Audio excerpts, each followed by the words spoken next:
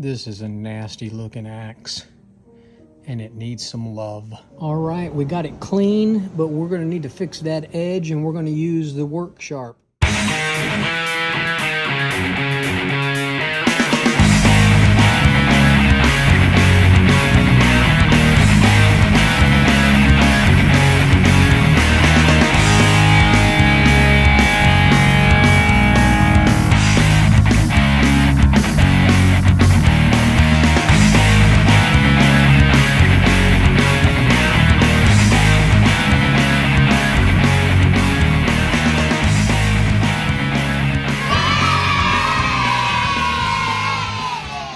So it only took me 3 minutes and 37 seconds to sharpen this Fiskar axe beautifully with the work sharp.